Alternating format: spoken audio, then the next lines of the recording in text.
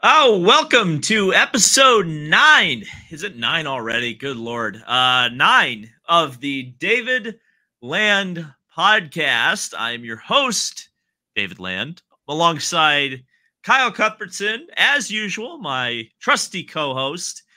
Big week today, slightly less big since the Hoosier 100 got pushed to May because God only knows we need more things in that 2 week span in May, but we'll deal with it. We'll deal with it as things go along.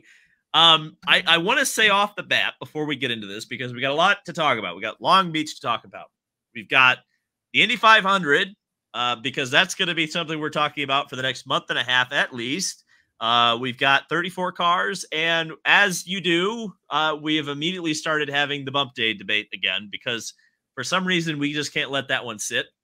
NASCAR did an oval rain race, but they really didn't. We'll talk about that. I'm going to try to get Kyle in trouble. Kyle will try to get me in trouble. It'll be a good time. And even if you're watching this live, I don't do this, and Kyle has been yelling at me to do it, so I will do it here.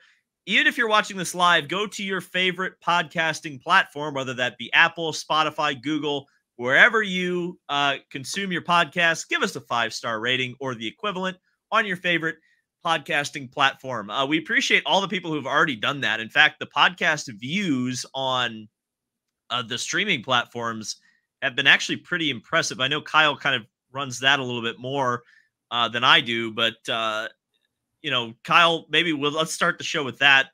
How interesting has that kind of been? Because again, we really haven't promoted the actual podcasting side of things yet. Yeah, I think I put the link out to the actual podcast platforms once, like for this all 9 episodes, which is something we should get better at, but we just haven't. And the viewership's been pretty good over there, honestly. So thank you guys so much for listening, whether it be in your car, on your way to work, whatever you're doing. Just thank you guys for listening. If you're not tuning into the live on YouTube, then yeah, hopefully we'll get better at promoting it. But without promoting it, the viewership I've seen so far, pretty good. Thank you guys. Yeah. So let's get into it. Let's just start right off the bat with Long Beach, because obviously I did a 50-minute stream yesterday post race talking about Long Beach. There was a lot to talk about. I guess, Kyle, we'll start off with you, because you have not had an opportunity to kind of give your thoughts on Long Beach. Obviously, we have a few dramatic points that have even broken since I did that live stream to talk about, but just in general, let's give some thoughts and a launching off point to our discussion of the Long Beach Grand Prix yesterday. Yeah, this is the first time in a while I've gotten to sit and actually watch the entire race rather than just be on the side while I'm working, or I was out somewhere and I caught it here and there. I actually got to sit and watch the entire race yesterday, and it was a really good one, honestly. For the first 3 races of the season, they've all been great so far. I wouldn't call it the best Long Beach Grand Prix we've ever seen, but it was also far from a mediocre race. You had strategy. Guys like McLaughlin peaking into the top 5 and then falling off. Guys like Ericsson just on a tear in the end.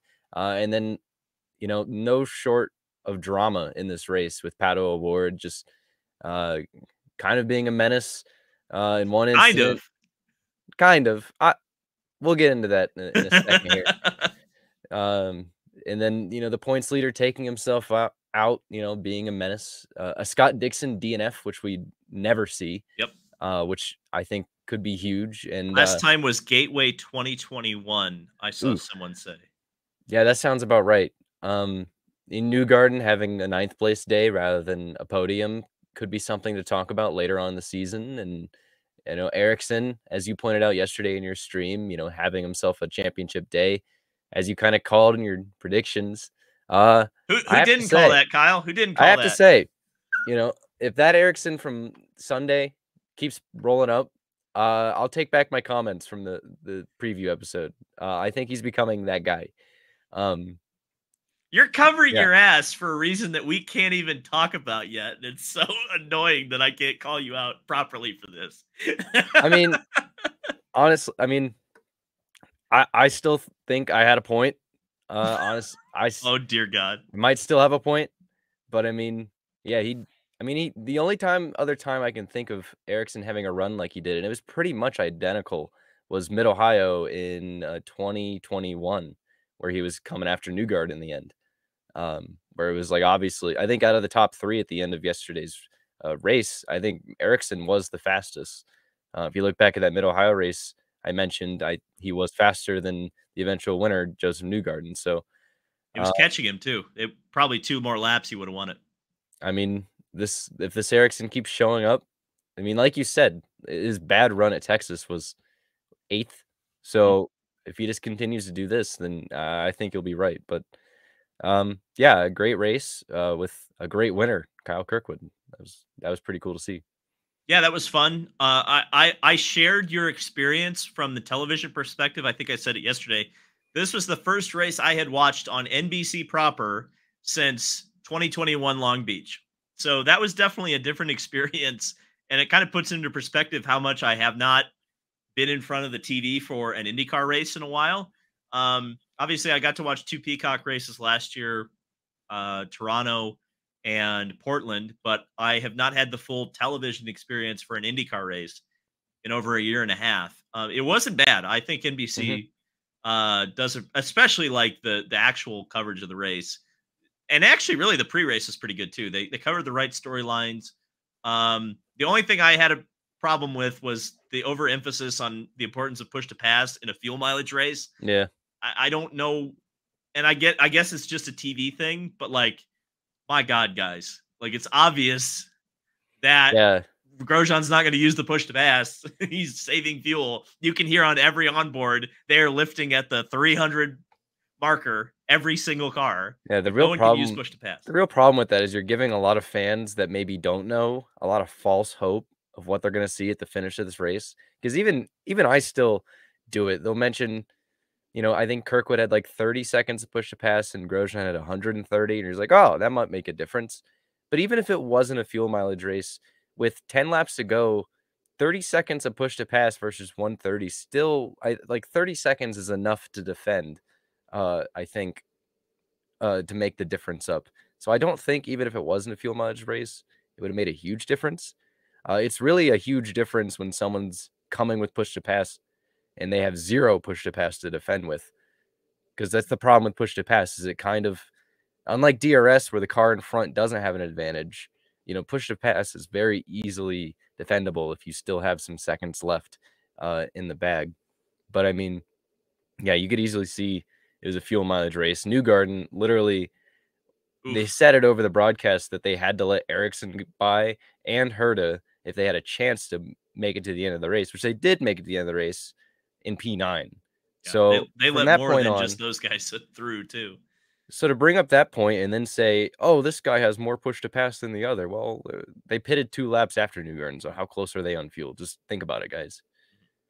Yeah, 100%. And that's actually when you were talking about push to pass, that actually entered my mind, believe it or not. I may actually make a positive argument for the hybrids here in a second.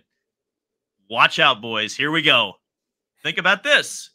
With fuel mileage potentially taken out of the push to pass equation, if it is just based on push to pass, how much battery life you have in that KERS system on your car, I would imagine that's not going to take into that's not going to hurt your fuel mileage to hit the push to pass button.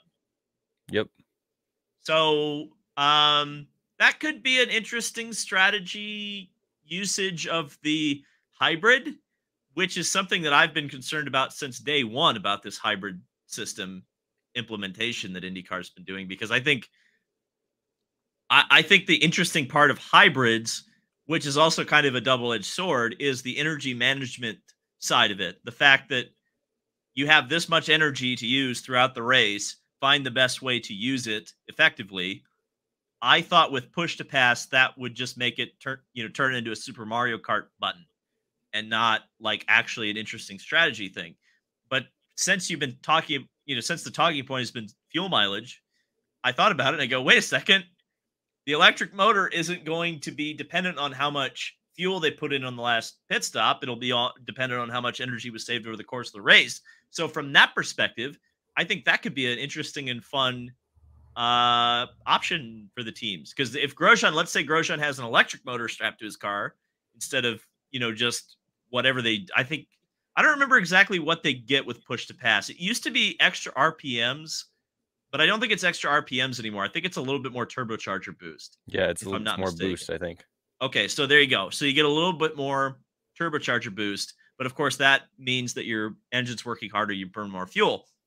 Will that be the same using the hybrid to propel the car forward, or the electric motor to propel the car forward versus a turbocharger or extra revs? I don't know. That could be something interesting. Hi, Darian. Darian Gilliam is in the chat. I just want to shout him out because he's going to be staying at my house here in a couple of days. So, hi, Darian. um, so there were some other things to talk about from Long Beach. I guess we'll get into some of the controversy. We'll talk about something that we haven't talked about yet because it was something that I was kind of surprised to see controversy on Twitter today. But apparently the Juncos thing, which by the way was a huge mistake by the team. Let's make no bones about it. From a purely objectively racing standpoint, Juncos screwed everything up yesterday because they had Augustine Canapino in a pretty good strategy spot, or at least something where they were off strategy from the leaders, and they could have made something interesting work, or at the very least gotten some TV time with their car out front. But because Callum Ilott was trying to get a lap back, they pitted him way off sequence, coming on to a restart where Augustine had a lap car in between him. Callum came out of the pits right in front of Augustine. They kind of got twisted up with each other. Augustine lost time. Elio tried to unlap himself from Augustine, stuck Augustine into the wall, effectively ruined his race. But apparently, Callum Ilott got completely wrecked on social media. And I didn't even see this until this afternoon.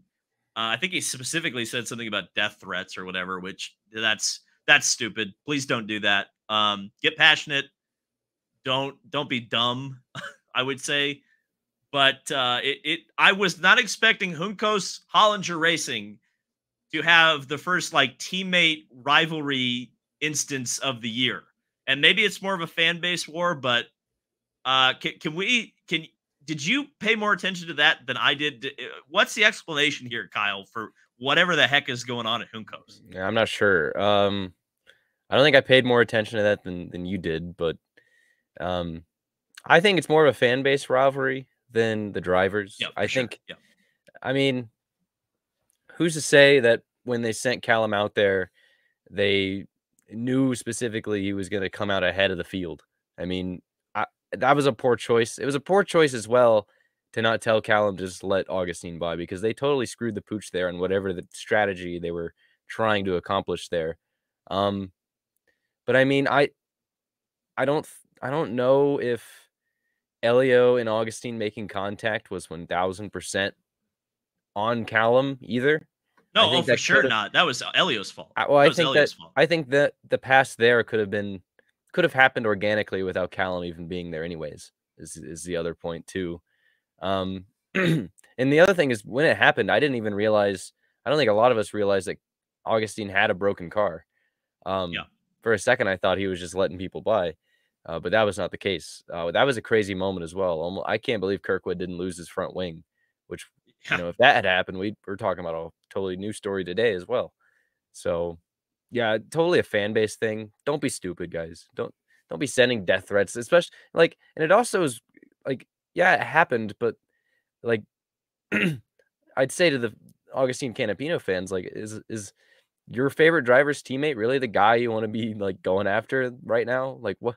Like, Well, why? that was a weird one too, because if you think of it from an F1 context, like you would think that the anger would be directed towards the Juncos organization. I'm thinking like Ferrari sort of thing when the Italians all get mad. Um, and some people are pointing out in the chat that like the Argentinian fans, I guess there's some sort of a football, aka soccer, for those of us in the U.S. rivalry between Argentina and England. Fine, I guess, but like that's not an excuse. If your favorite driver is Augustine Canapino, your next favorite driver should probably be Callum Ilott. Right, right. Like, that's the guy that's going to help your driver the most this season. That's the Yeah. guy that's going to lead your driver. He has a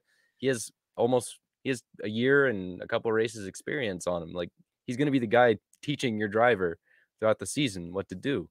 So it doesn't make any sense. Like one instance like this in Long Beach, and you're gonna send death threats to the guy. Like, Well, and dumb, the other dumb. thing that to consider about this is that, like, if you were actively watching the race, yeah, Augustine had the lead, but like they were taking a risk running him out front anyway. Like Yeah, the chance of that working, like, yeah, it would have been cool to see him lead laps, and I think he would have because he pretty clearly got the jump on Elio, and it would have taken Kirkwood a little bit of time to get back up to him. So we probably would have had 2 or 3 flag laps with Augustine in the lead, and then he would have had the experience of racing at the front of the field, racing with the guys that I think, eventually Juncos and Augustine Canapino target that he will race legitimately. But like, from a fan base perspective, it's not like that mistake, without a shadow of a doubt, cost Augustine the win. This was a minor incident by the overall race standards. Like, yeah, it sucks. It sucks that it's a teammate that ended up happening with. Was it Callum's fault? The only way you could even possibly blame Callum was if Juncos had the time to radio to Callum to get the hell out of the way of Augustine, and then Callum had time to react to it. But it was really the way I looked at it, it was a bang bang thing. Callum came out of the pits, perhaps unaware that he was going to hold up his teammate. Then you get into one of the tightest sections in all of racing, which is the fountain section. You can't go too wide through there. That's going to be a crash. So does Callum put both the cars at risk by trying to let Augustine by through in the fountain? I don't know. I mean, I don't think it was necessarily his fault. There's just the whole thing was a victim of circumstance that the team should have been more on top of the positioning of the cars on the racetrack. That was where this all kind of kicked off. And it doesn't make any sense to me that like the fans are mad. The Augustine fans are mad at Callum. That's why aren't they mad at Elio? Elio's the one that came down and broke his suspension. It doesn't make any sense. You would think so. You would think so. But I don't know. But then again, people who get this pressed, they're probably not thinking clearly. like if you're blaming Callum Ilott with this kind of level of vitriol, you probably didn't pay that much attention to the race. That's how I would look at it. The other thing that we need to discuss, the other kind of point of contention, and you brought it up earlier, was Pato Award, where very uncharacteristic driving by Pato, I would say, because I can't remember a time where he was involved in as many incidents on track that were his fault, although he said he wouldn't apologize for the Scott Dixon contact. How do you see the contact? We'll start with the contact with Dixon, because the second one where he took himself out of the race, he flat out admitted that was on me, and it was very clear as day that was Pato. That was being aggressive. For sure. We'll touch on that, but I think the important incident is Dixon versus Pato. The way I watched yesterday's stream, you saw it Pato's fault. Like, Pato should not have made that move. It was over aggressive. That early in the race, for sure. That's how you stand. I think if we're 5 laps from the finish, it's a different story. I think that early in the race, it didn't make much sense. I think the incident itself is so tough because, like Pato said, he was well alongside. Both cars. That's true. Front wheels made contact. But at the same token, I am not sure if Dixon has enough time to even back out of that by the time Pato was alongside of him. Yeah, he shoots inside of him, they touch, and then Dixon's in the wall. Maybe if he was alongside sooner, but passing did not come as a premium yesterday, like it would at, say, Texas. I think he saw his opportunity, and he was not going to say no, because when are you going to get that shot again? Also, I thought about this. Thumbnail. Wasn't he on the prime tires? Yes, that too. So yeah, Dixon was on. Like, he had a tire advantage. He could have passed him. I'm also thinking about this from Pato's perspective, even looking now too. I wouldn't say he would take out. He's not taking out somebody intentionally, of course. No. But when you look back on it, you make a move like that on Dixon, you make Dixon make a choice, you're backing out or going to the fence, and you fence him, how bad do you feel about it? You just put Dixon, who's probably not gonna have another DNF for the rest of the season, in the wall. How bad do you feel about that? Because from Pato's perspective, the only thing that's really got to weigh on your mind is, maybe something later on the season where Dixon, repays the favor. Like, to me, Pato now, you didn't get a penalty for it. You just put Dixon in the wall. You gave him his only DNF that he's probably going to have in the season. I don't know. I wouldn't feel bad about it either. Like, when I heard his comments after the race, I don't know. If I'm Pato, I don't feel bad either. Oh, I I'm not didn't get a blaming him for penalty. not feeling bad. I don't. Yeah, I don't care about that. As a media guy, I would be quite happy for Dixon and Pato to have just a huge knockdown, drag out rivalry where Yeah. they run into each other and scream and yell and holler at each other. I'm fine with that. That would be great. That would be great. I'm all about that. I don't think it was intentional. Obviously, Yeah, obviously. I think he took a risk and it didn't pay off. I mean, what I'm Well, saying but is did he it pay had. off? Well, it did pay off. It It did did pay paid off. off for him. It didn't pay off for Dixon. He didn't. But we, like you said, it could pay off later in the season where Dixon's not going to return the favor, not give him room, knock him off the track. That could happen. But I do think there's some legitimacy to the fact that Scott Dixon always seems to get the calls to go his way, and this time it didn't. Yep. I specifically brought up an example yesterday about the Graham Rahal block that wasn't a block, but race control thought it was at the end of Long Beach 2019, I think it was. So, Mhm. yeah, like that happens. And it's rare for Scott Dixon to kind of get those calls to go against him.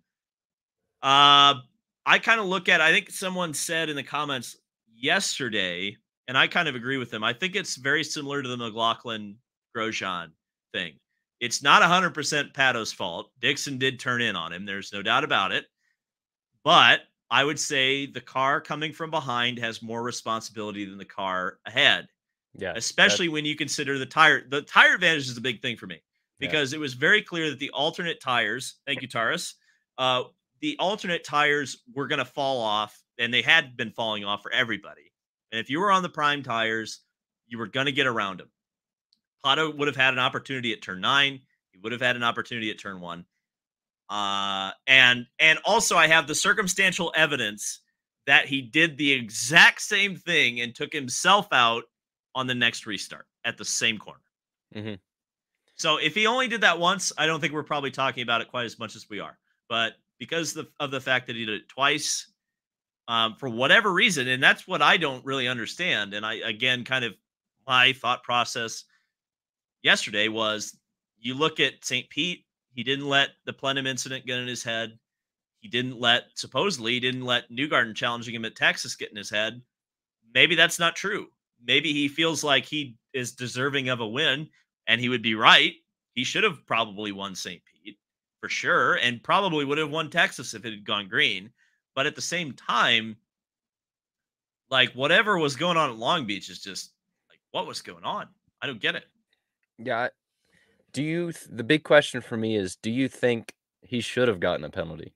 Because I'm 50-50 on it, because in general, an avoidable contact penalty, it's when a guy just straight up isn't alongside a driver at all. Well, he was alongside, it was just late. Right. Um, It's probably a I good don't no know. call. Probably a good no call. It's borderline. The thing that gets That's as me close as you can get, I the would thing say. that gets me is the fact that also, like, I do swing that way. It was a good no call, but then it the fact that Dixon was pretty much in there was no avoiding the wall. Pato virtually gave him no chance, not even a chance. Yeah. I don't think there was any time for him to back out of it. And even if they don't touch, I don't think there's not a way that they go too wide through there. That's what swings me to kind of where it probably should have been avoidable contact. But yeah, that's a 50-50 call, just right down the middle. Yeah, and if it's 50-50, there shouldn't be a penalty given. Yeah. Um, but I would still say that I don't think it's totally 50-50 though. Because you mentioned the key point there is that Dixon really probably didn't have a chance to get out of the way, even if he wanted to, from Pato. So that says to me, incident responsibility goes to the 5 car. And again, I keep pointing out the importance of the tire advantage. It was not like that was the only chance he was going to get around Dixon. He probably could have gotten around him at the next corner. That's how I look at it. Now, Pato will probably disagree with me on that one. I'm just going to throw that out there. But that's fine. That's why I'm sitting here and he's sitting in that car, right? So I still think, the thing I will take away from this is that Pato has some good races coming up for him. If this was his worst, it's kind of like looking at Ericsson at Texas. Yeah, it was a bad race for Pato, but he got his first win at Barber. That's the next race. He was fast at the Indy GP until he had a bad tire strategy take him out. And then the Indianapolis 500, he finished second and has never finished outside of the top 10 when he is qualified. So if I'm sitting there saying to Pato, like, okay, yeah, you had a bad race, but like big picture, the season is moving into Pato season. Yeah, and you're only 5 points back. Also, right. He won his first race at Texas, not Barber. Get sorry. Facts straight. First race of last year, right? Yeah. Get your facts straight. gotta fact check it. No, I appreciate the fact check because sometimes I will screw up like that. That's a good one. I will also sometimes forget that drivers participate in races that I attended, such as Santino Ferrucci at Texas last year. And they get top 10s. And then I say, you weren't here last year. And then they say, oh, yeah, I was. And I was like, uh-oh, I should fire myself. Kyle Kirkwood, I feel like we should talk about. I almost switched the topic without even talking about the winner of the race. In fact, I think we should talk about, since we already kind of talked about Ericsson, we should talk about the top 2, which are Grosjean and Kirkwood. I think Grosjean, someone pointed out in my comments, it was a little bit harsh. There's no doubt about it, but I think it's correct that Grosjean would be leading the points if he hadn't crashed at the first 2 races. Yeah. And right, that's true. And so Grosjean is kind of figuring it out, I would say.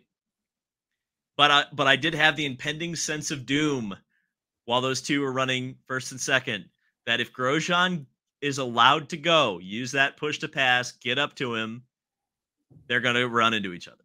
Yeah. I hate to do that, but like I just had that sense, especially because Marcus Ericsson was involved. Yeah, it's like, oh, here we go again. I had the same feeling. Even if Ericsson wasn't in third, I probably wouldn't have thought of that. But Ericsson was in third, so I was like, oh, these guys are going to take each other out, and it's going to be an Ericsson win. That's just the way IndyCar has unfolded for the past 2 years, it seems like. So, do you think Grosjean is getting desperate? Oh, he's been desperate. He's been desperate from the moment he ran into Sato at St. Pete in 22. I think the moment that happened, like desperation time for whatever reason, and I don't know why, but like you look at Grosjean driving up until Long Beach of this year essentially, although he had a good Long Beach last year. I mean, it's like it seems like he's always like pushing to the max all the time. Because I look at it, I see Kirkwood winning in his 3rd race with Andretti when Grosjean has been here for 2 seasons pretty much at this point. He's been with Andretti for a whole season last year. Kirkwood wins it in race number 3. Spicy. I think that's pretty spicy. So my friend, our friend, the channel's friend, one of the folks who will be working with us in the month of May and is actually here to work with us for the Indy 500 test. Joe actually pointed this out, and I can't believe I'm going to get to use this, but I am. If you watch in the background of, I think it's Brian Herta's interview, Colton goes into victory lane, shakes Kirkwood's hand. Grosjean's standing there, doesn't do anything with Grosjean, doesn't even acknowledge his existence. Is there something there? I don't know, but there was something that was noticed and pointed out to me, and I said, wow, that's interesting, because I do think there's a chance that Kirkwood will kind of upset the apple cart there, because it's kind of what Herta did when he came to that team. Yeah. Like Rossi was the established number 1 driver, and then Herta starts challenging him, and then Herta starts winning races, then Herta starts dominating races, and then Rossi fades and falls off. So I don't know. That could be interesting to see how this Andretti, because they're gonna say one team, one vision, whatever their social media thing is.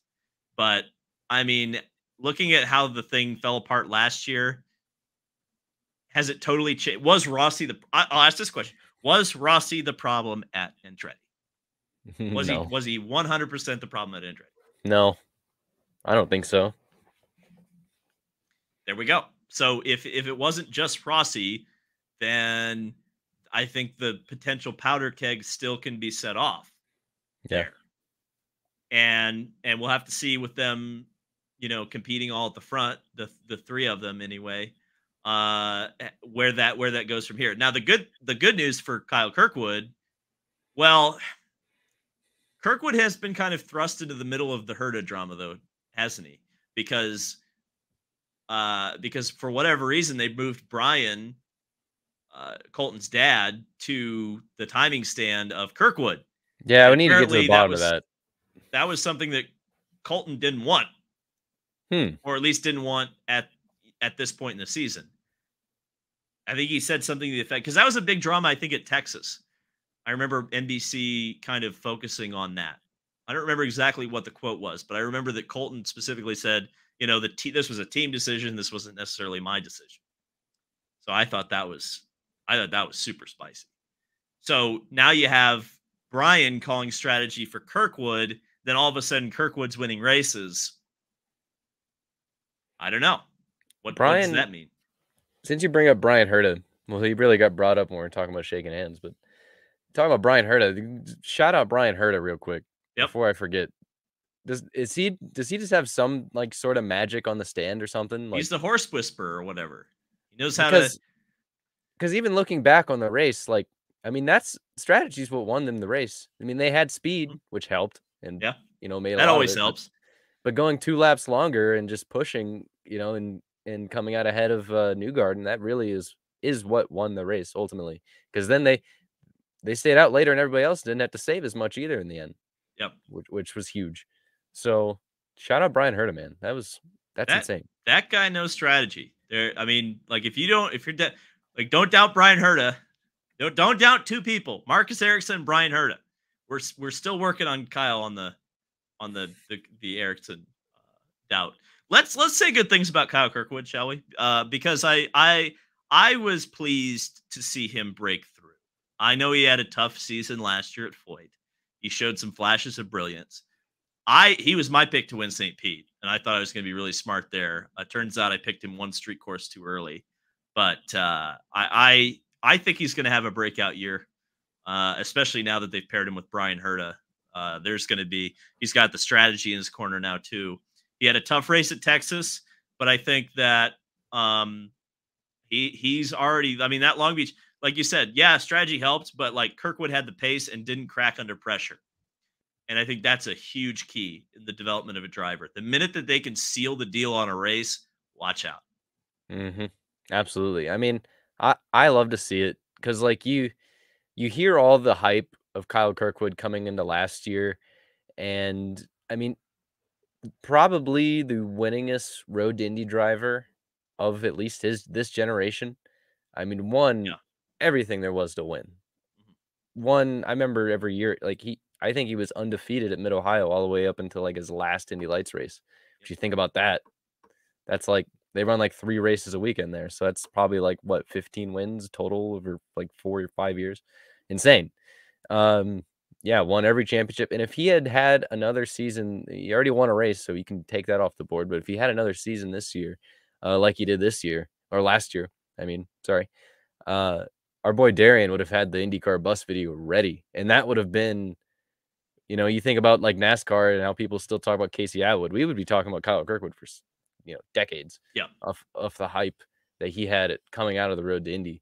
And that's a lot of pressure for a young driver. And to see him get the win, live up to the expectations, live up to the hype, love to see it.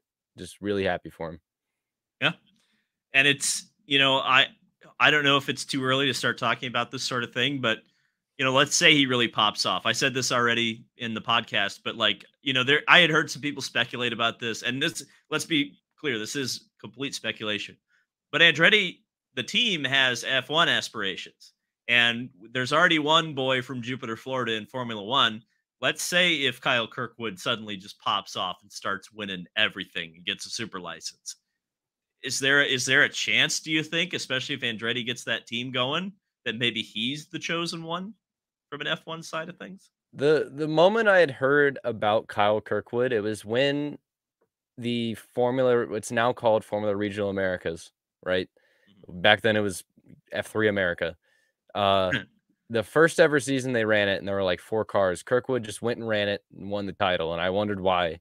Well, it's because that series offers super license points, and I had heard that Kirkwood had F1 aspirations even back then. So, I'm not saying things haven't changed, but I'm just saying that if the opportunity arose, I don't think he would be against it. You know, even if his even if years ago he was thinking F1, and now he's really thinking more F1 IndyCar picture. If the opportunity arose, I don't think he'd say no. I think that'd be something they'd be into. If he can go hang out with his buddy Logan Sargent on the F1 grid, I don't think he'd be opposed. I saw the first time I ever saw Kyle Kirkwood in a race was in that F3 car at New Jersey Motorsports Park. There were, as you said, 4 cars in the race. He lapped the field, and the team that he was driving for, and the great, amazing transition that you have just set up for me, was Able Motorsports. And if you don't know, now this has not been officially announced yet, which is really strange because there was a press release on Trackside Online with a render of the car. RC Anderson tweeted about it. Right.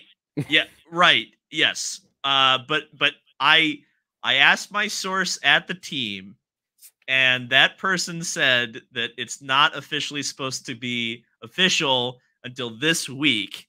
But why there was a press release, I don't know. Why it came out, fine, whatever.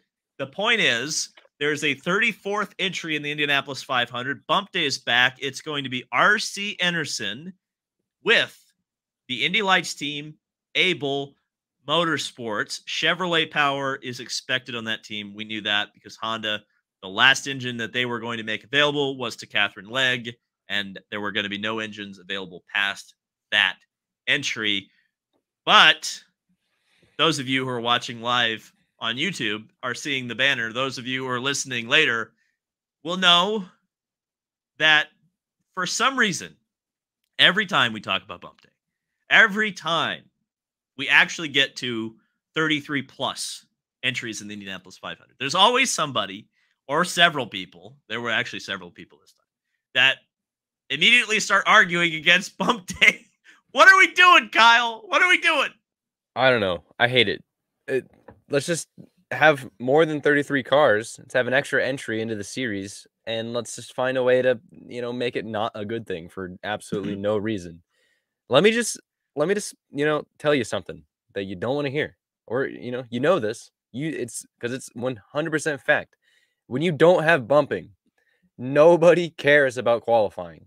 Okay. It doesn't matter because, and then what the other trouble you get into when you don't have bumping that scares people like David and I.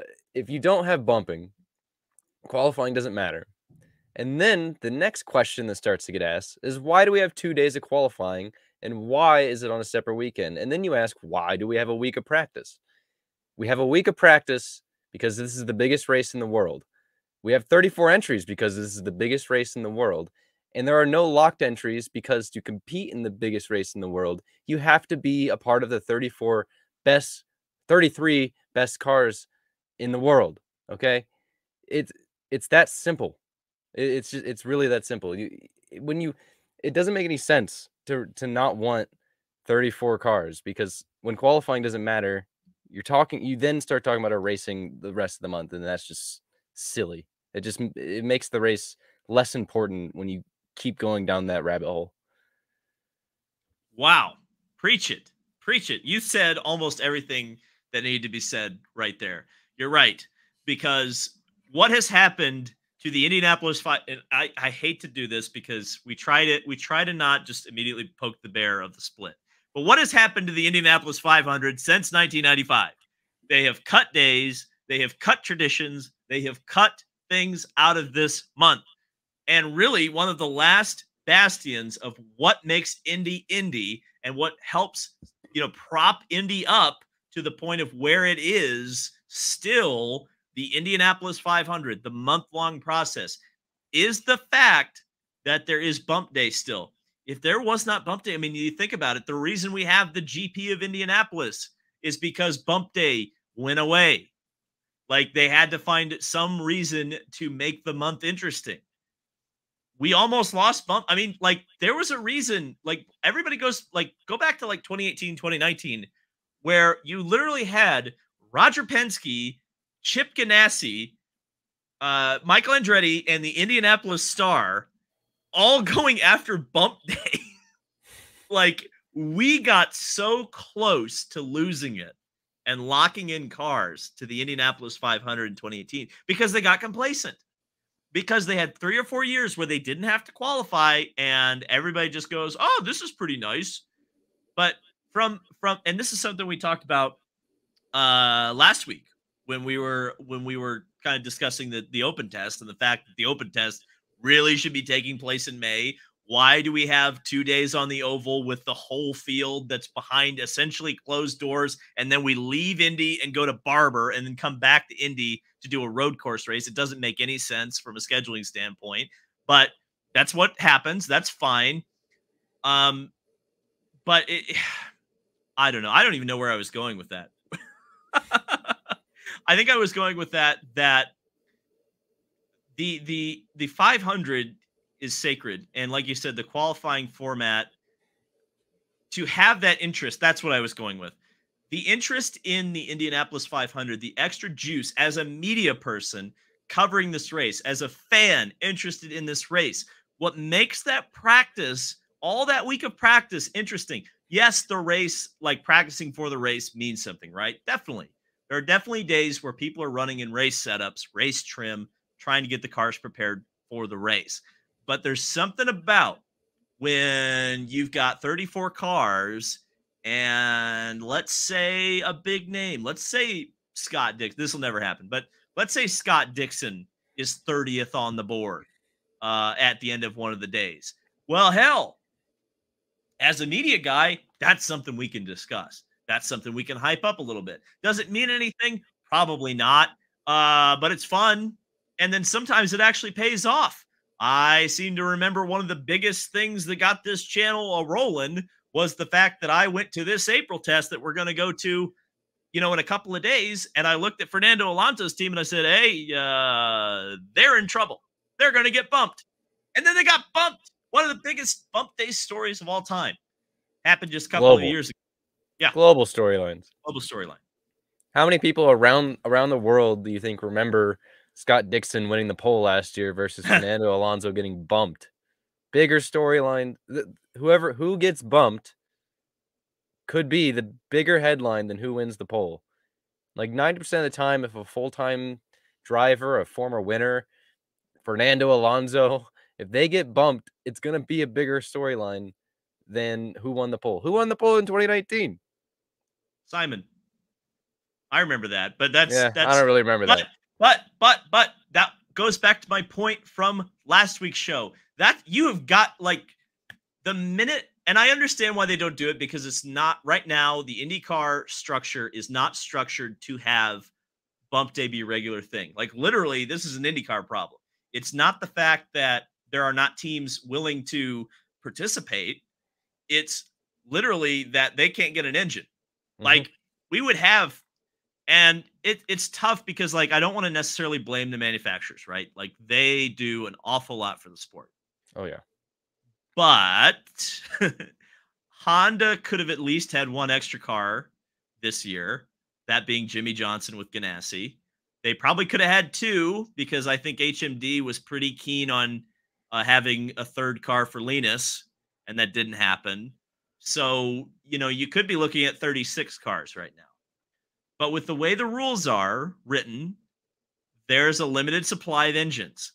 And to be an engine manufacturer in the Indianapolis 500, it's not just about the Indianapolis 500. You have to sponsor 3 races. You have to become an official series partner. Cosworth just can't build an engine and enter it. They have to find an OEM to sponsor it. And that, so like IndyCar puts themselves in this position.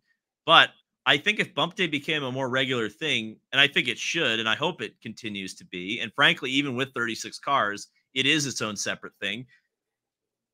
You got to separate, you got to think about separating pole day and bump day, because you just mentioned it. That was a huge thing that literally the pole sitter of the race got overshadowed. Pole sitter and eventual winner of the race got overshadowed by the guy who qualified 35th and went home.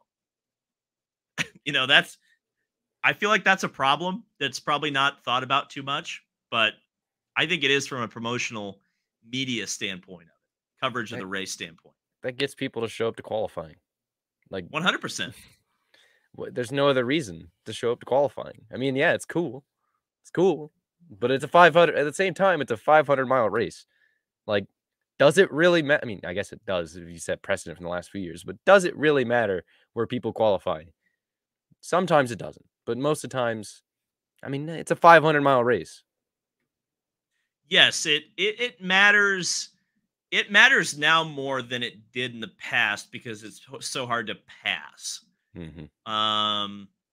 And the problem is the cars are so even that it actually means it's like, am I really going to say this? It's like a street course race in some ways. The better you qualify, now it's not possible that you can come up from the back of the Indianapolis 500 field. Some people have done it. Simon Pagenaud was probably 2 laps away from winning the 2021 race from the 10th row. So you can do it. But it's hard to do. It's harder to do now than maybe it ever has been, because if you think back to like the 90s, if you had a bad qualifying position, but you qualified at 225 miles an hour and the pole speed was 227, you had several cars ahead of you that were qualifying at 216. And with that kind of a speed difference, well, hell, it's easy to pass those guys and then at least get within striking distance of the leaders. And if you get a couple of cautions that go your way, you can get up there and compete. Nowadays, everybody runs at relatively the same pace the entire race, and things may change. I know they're changing the aero regs this year, so we might see a bit more separation of the field, kind of like we saw at Texas. But that's all theoretical until we get to May 28th. Anyway, we're not going to know.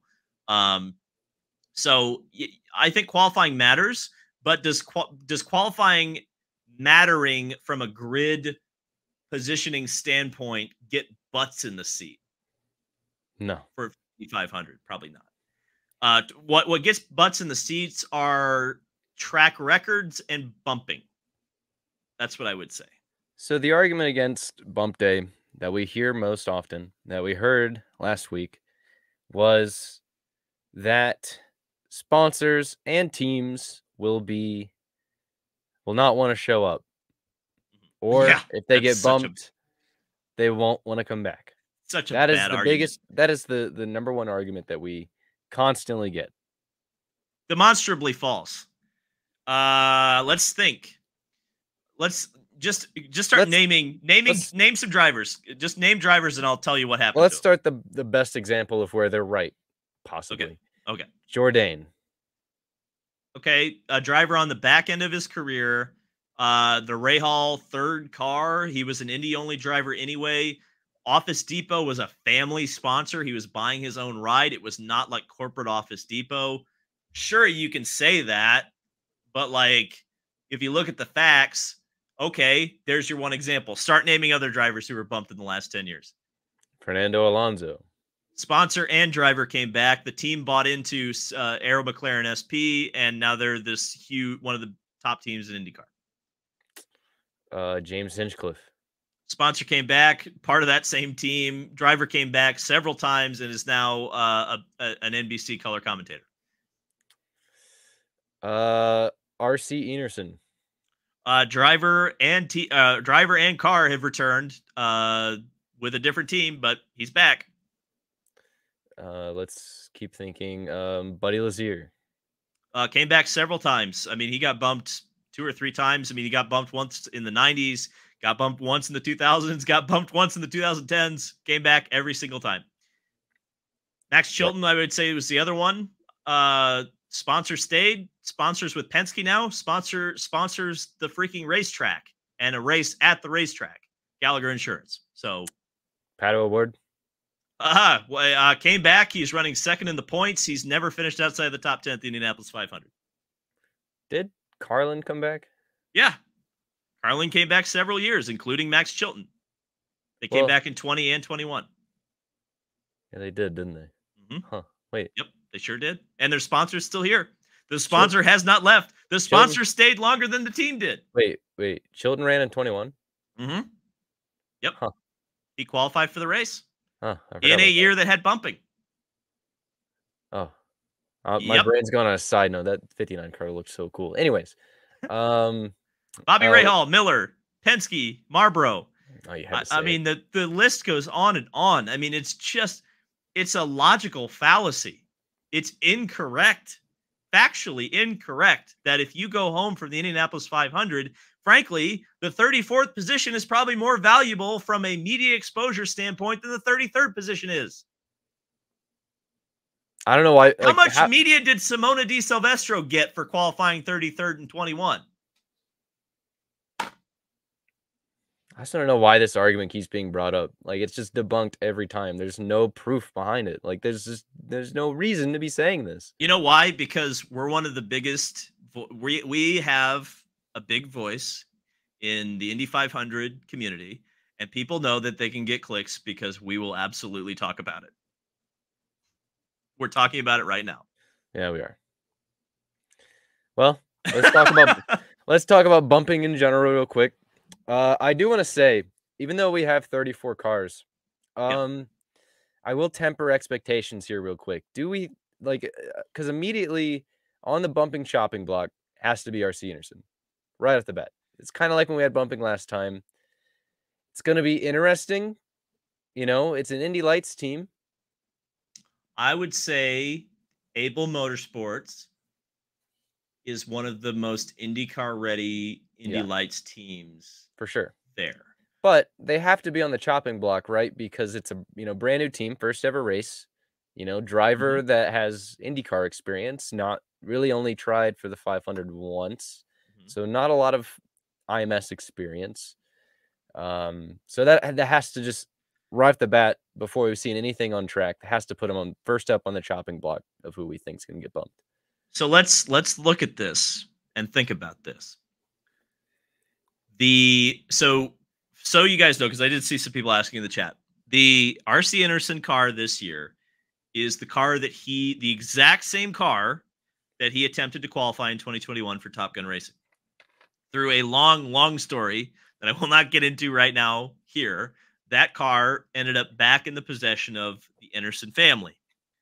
That car is now going to be run by the Able Motorsports team. So that car, RC, I got to talk to him about a year and a half ago about that particular run. He said to me that the car was completely trimmed when they ran it. So they were missing some speed secrets, but their fastest run was around 227 miles an hour average. It was either a high 226, maybe low 227.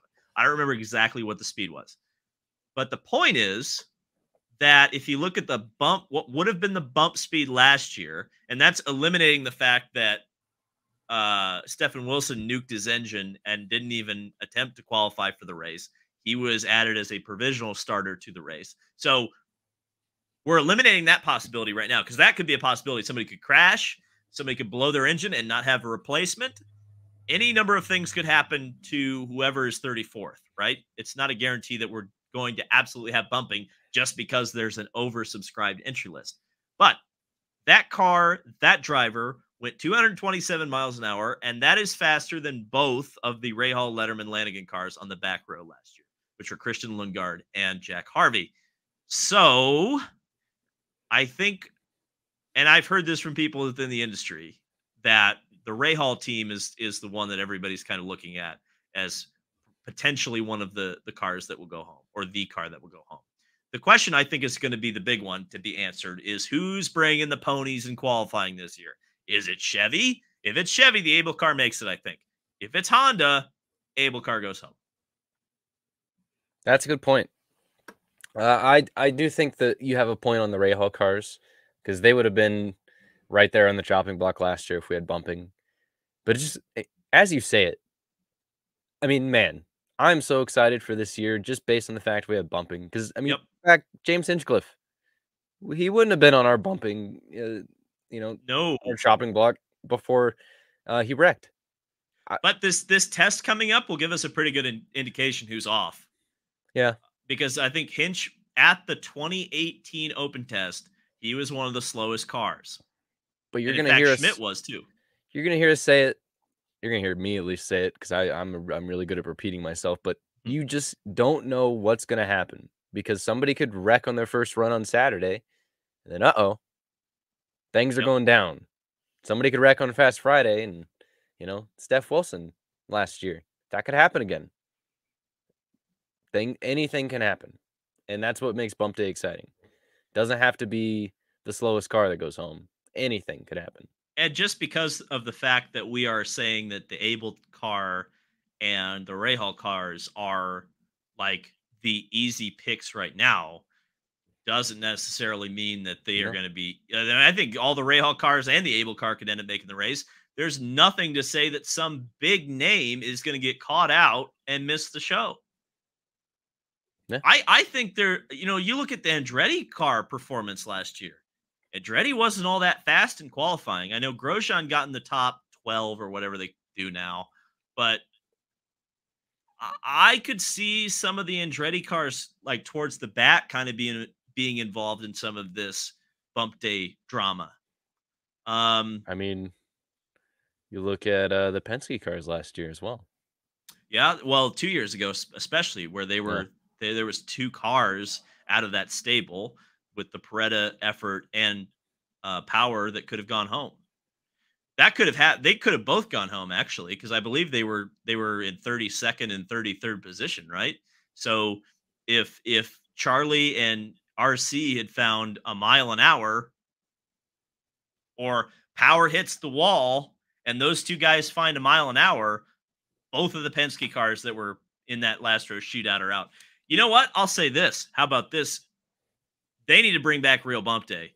This last row shootout clearly sucks, yeah, and I'm tired of pretending it doesn't. Like we just need to say, okay, open season. If you don't want to do a whole day of bump day, that's fine. Do like a 2 hour, 3 hour session. Didn't they? Didn't they change it? The year that didn't they change the last first shootout after 2019 to where it Yes, wasn't just one run? technically, but no one ran a second run because they weren't allowed to cool the cars down quickly. Ooh, that's right. So maybe they change, and I haven't seen any rules for No, qualifying this year. They're usually released that like way too late, frankly. yeah, And they probably still are scrambling to find it out, because I wonder how soon like IMS or IndyCar knew that there was going to be a 34th car. that's true. For sure, right? I mean, Doug Bowles has been saying it for a couple of months that there's a possibility. I think he said it even at the Rolex that he was like 80% chance bumping comes back. But like 80% isn't 100%, right? So I don't know. I Bumping's would like great. to see a real bump day again. Oh Like, yeah, even if there's one car that's going to go home, like let let it be the fastest 33 again. And if you bump somebody from the 10th row, you bump somebody from the 10th row. I really don't care. I think yeah, that would be more exciting anyway, to see more runs. yep. Anything to see more runs on bump day probably benefits the show and what the fans come and pay to see. So before we move on, Uh-oh. not just talking about bumping in general, but just talking about we have this test coming up. Oh yeah. That's And a we pretty should big just talk deal. about that. Uh, I'll go over it first, and then you can give your thoughts. But basically, what I wanted to ask was, what teams? Who are you going to be paying the most attention to? Who are you most interested in? For me, I would say the Meyer-Shank team, because as you pointed out yesterday, throughout this season, that just something's been not Oh, happening. dude, there's your surprise bump. Is a Well, shank car. that that's why I'm paying attention to him because it seemed like last year they were a little bit off, not as off as they were this year, but it seemed like they still had a ton of speed at Indy when they showed up. I'm still a believer. I mean, Simon and Elio ran great races last year, and if they can improve on qualifying and they have the same speed they had last year, frankly, the last 2 years, I think we might be right back into Elio 5-time discussion this year, like I was convinced last year. I'm looking at the Rail team because they were just god awful last year. Supposedly, with the new shop, some new people being brought on board, they should be better. On paper, they should be better, but They weren't we have very yet good to at see tech. that. They were very Yeah, but Texas, I mean, like nothing we've seen so far this season usually shows what we may see coming up this week, which is why it's so important. Um, I'm interested to see if Ganassi is still an absolute juggernaut like they were last year. Because last year they were just from the very get-go, just up and away the best. And the best driver roster this year is Arrow McLaren SP by far, by miles. Pato, Rossi, Rosenquist, and Kanan. That you can't beat that lineup, I don't think, especially after last year. Because normally Rosenquist would be the weak link on that team, but after last year, I'm not so sure about that. He's going to be strong. I think they're all going to be strong. But I'm just interested in seeing what type of speed. And as you mentioned, the Chevy versus Honda is for this year is going to be an interesting one to see what that is like this week. I would agree. I would take it a step further and say the biggest story going into this Indianapolis 500, it's something we're going to focus on uh, immensely during the next month and a half, is the fact that you have this incredible super team rivalry brewing between Arrow McLaren SP and Chip Ganassi Racing. I think in the top 10 of last year's Indianapolis 500, I think almost every single driver has either driven for, will drive, or has driven for those two organizations. We are talking about, you mentioned it, extremely strong driver lineups that have been strengthened from last year. You have the rivalry that has extended outside of the racetrack to the courtroom, even contracts. You have some potential drivers that maybe their loyalties aren't as clear, like Alex Palou or Felix Rosenquist. What's going to happen with him? Tony Kanon's a lone wolf. He's probably only going to run this Indianapolis 500. He's already announced that his career will end one way or the other at the end of this Indianapolis 500. Kyle Larson coming into the fold for the next two Indianapolis 500s after that. So from my perspective, I'm going to see if it's still going to be Arrow McLaren versus Ganassi, and if those two teams are well ahead of the rest of the field. I'm curious about Penske. Can they finally figure out the aero screen cars at the Indianapolis Motor Speedway? They definitely haven't. To your point about Meyer Shank, something interesting that Simon told me is that he has a new chassis. I don't know sometimes it's unclear what that means. So I'll probably ask for a clarification, but I assume that means it's a brand new car. And Elio ran with a relatively new car when he won in 2021. And you mentioned that they were fast last year, but if they have fallen off to the extent that they have earlier this year, maybe Meyer Shank would be one to watch from a bump day perspective. And what the hell's going on with Ed Carpenter Racing? Are they going to finally show up at Indianapolis?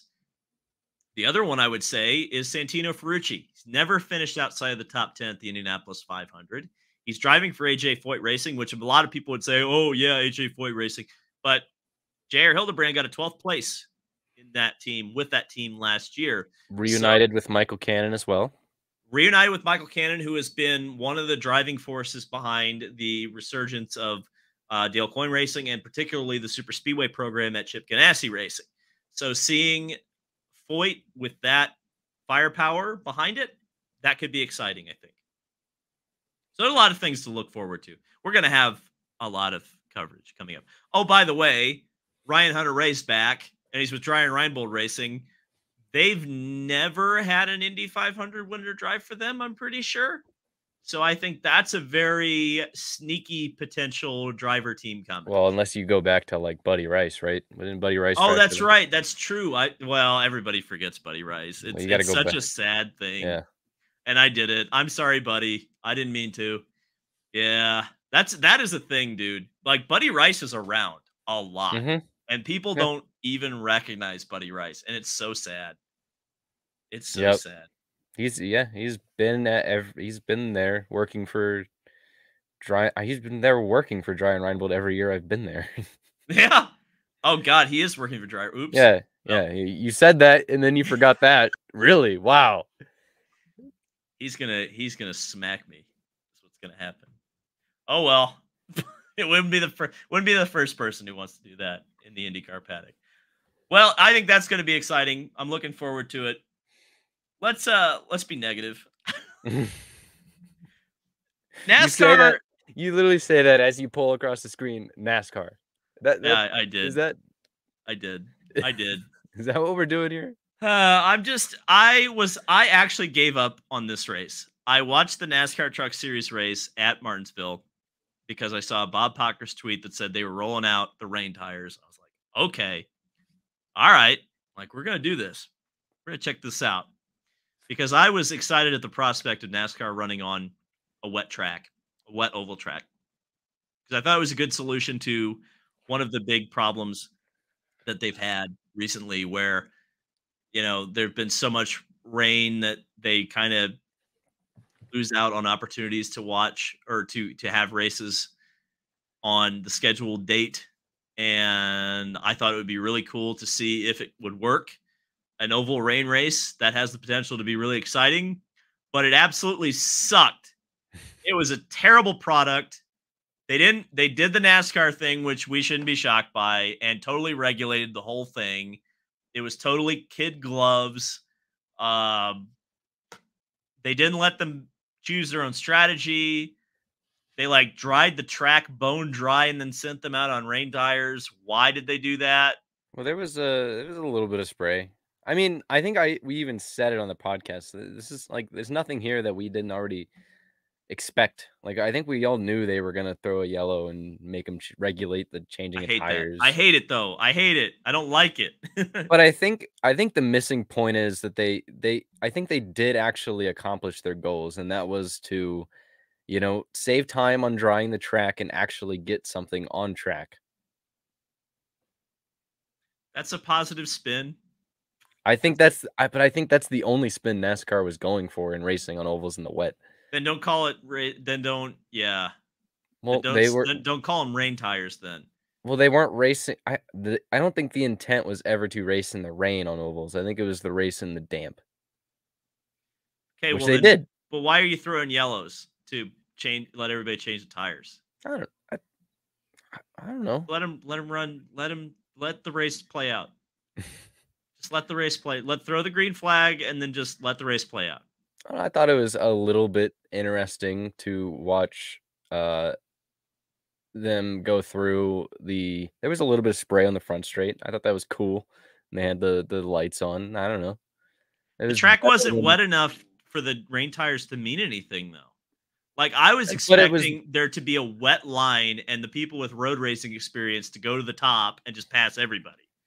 But they ran like 20 caution laps to specifically dry off the top line so that no one would do that. It was so stupid. do you expect them to go out I mean, like, it was still too damp for them to go out there on slicks, whereas if they didn't have the wet tires at the track, they would have had to spend probably another half hour to 45 minutes to dry the track instead of having cars on track racing. Okay, but that still doesn't change the strategy thing. I it's Oh, yeah, that's fine. dumb, but I mean, what do you expect? Well, here's what got me mad. Here's what made me turn off the race was when it rained again and it was like sprinkling and they had Yeah, rain tires and they didn't run. And I was like, I can't. That's enough. yeah, yeah. No, that I was turned it fair. off. Didn't they end up calling the race early because of it? I didn't watch the end of it. Yeah. I literally turned the TV off. I think I played Red Dead Redemption. I was like, I'm done. Or was it Dirt to Daytona? I might have actually just gone back in time and been like, I'm gonna go back to the old days. Literally did it. Yeah, just to make you even more mad, I think they ended the race early because of the rain, which Well, then I made the that right doesn't decision. make any sense.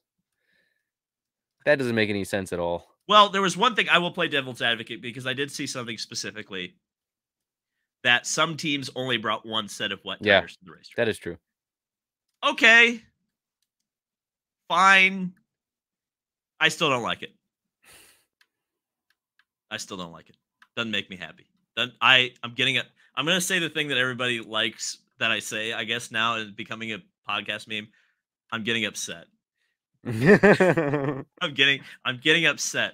I don't know, man. Like, and I get it. NASCAR is clearly never gonna be about the racing per se.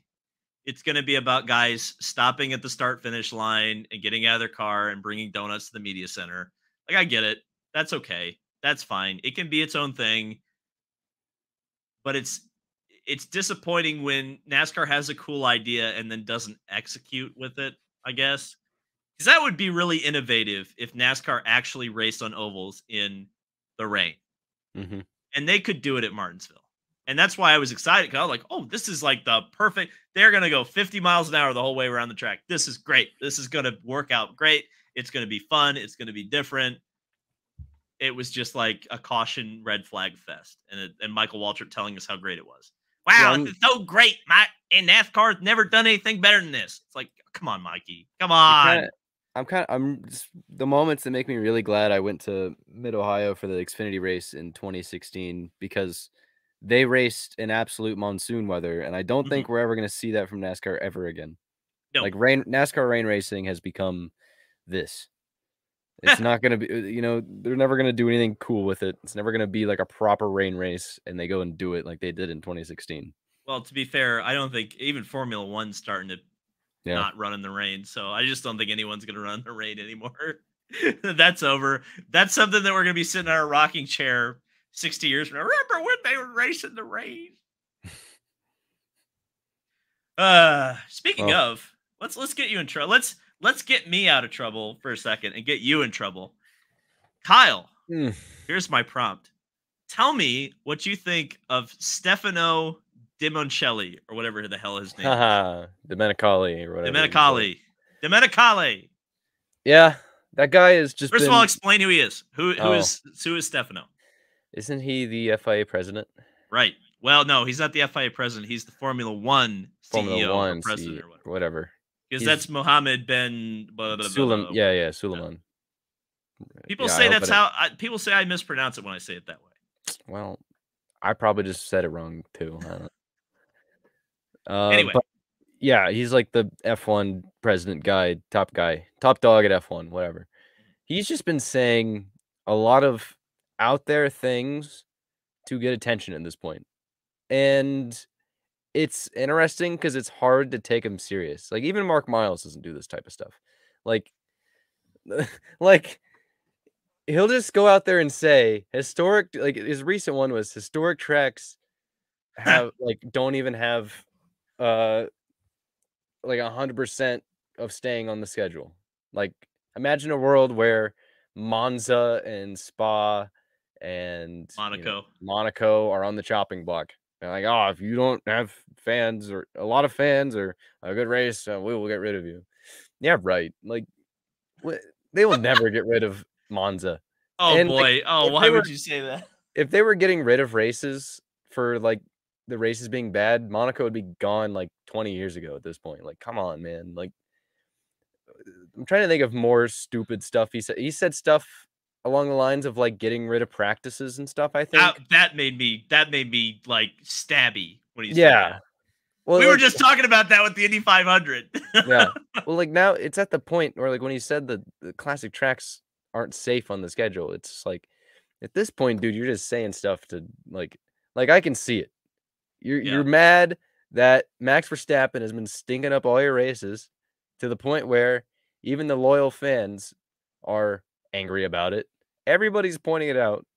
You're right back. Like, you just had this amazing 2021 that frankly ended in a way that you kind of made happen, not organically, which is silly. And you're right back to where you were before that season, where you have a driver and a team dominating every single race. So no matter what the Netflix show does, no matter how many great things you're doing off the track, the on-track product is not the best in the world. And everybody's really mad about it. So you're just going to start saying things.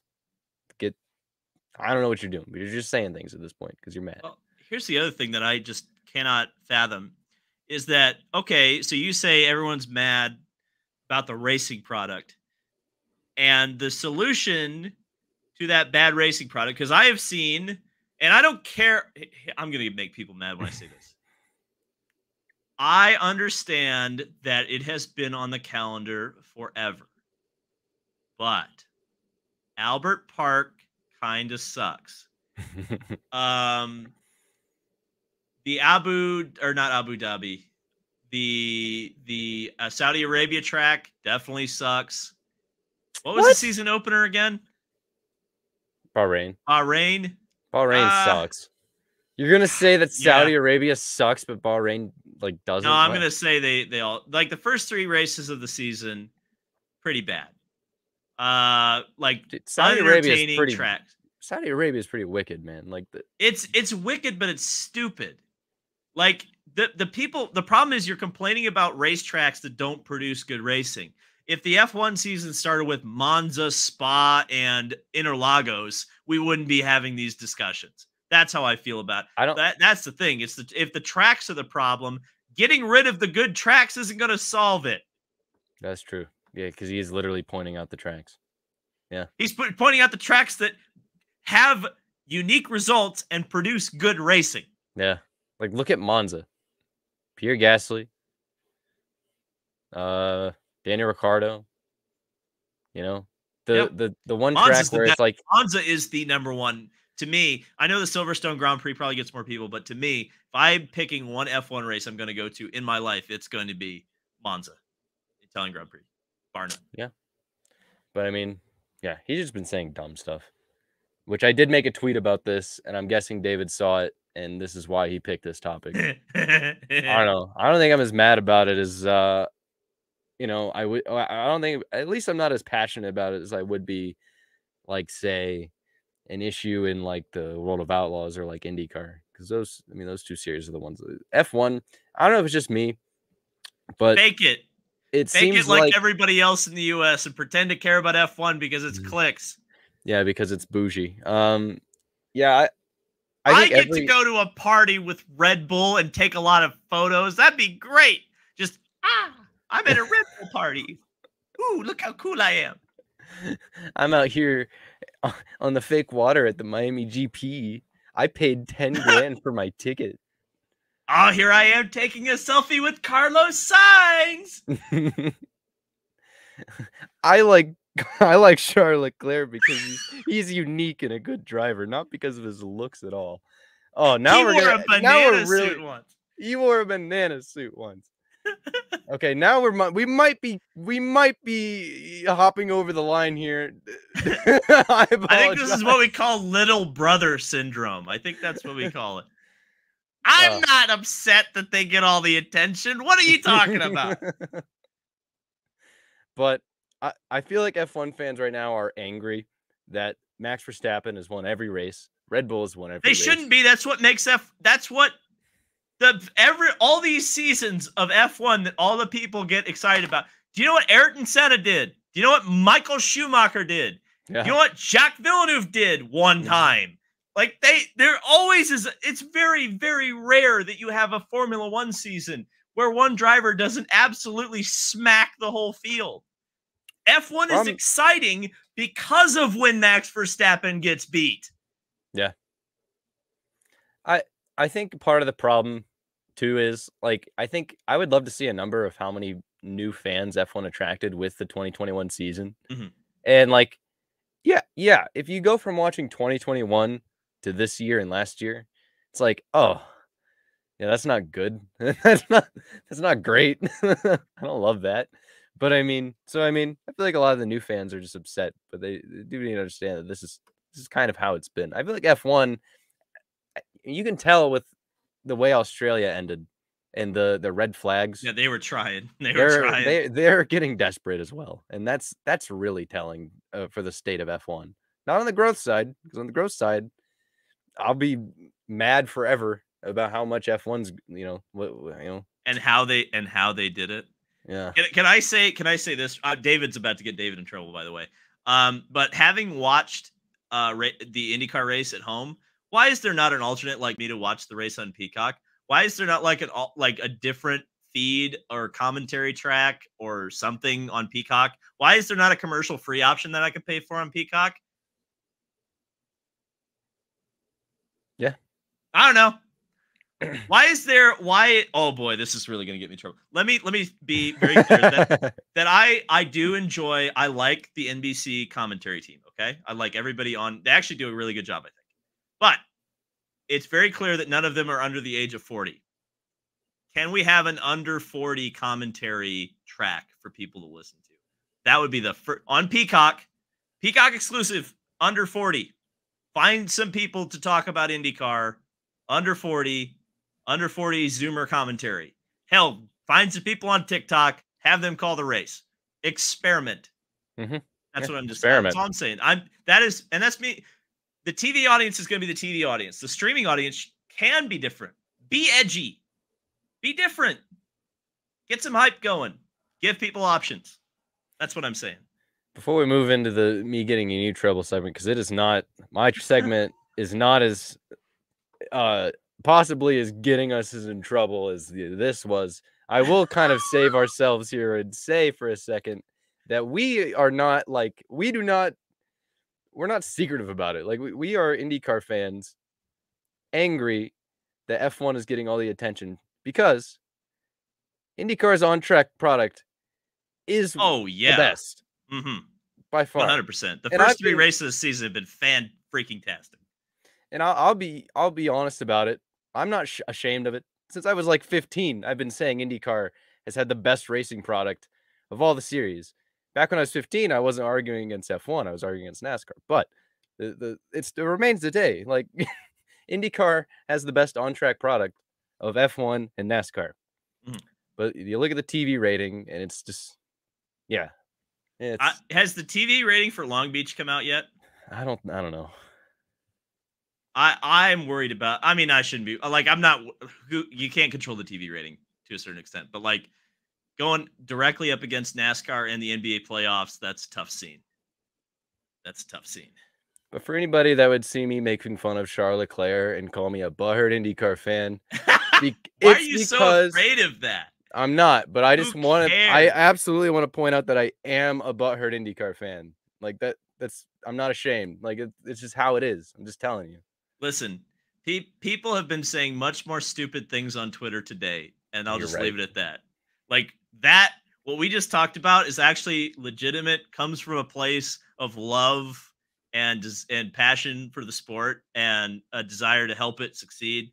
Other people are just dumb. And that's why you listen to this podcast. And speaking of dumb, all right, go ahead and get me in trouble. Yeah, this is dumb. I was talking to our buddy Joe before the podcast started, and so I just want you to tell me why you think a wingless sprint car is better than a wing sprint car. And also on that fact, tell me about how you think that open wheel pavement racing is better than open wheel dirt racing. Wow, that's you're taking a lot of quotes out of context here.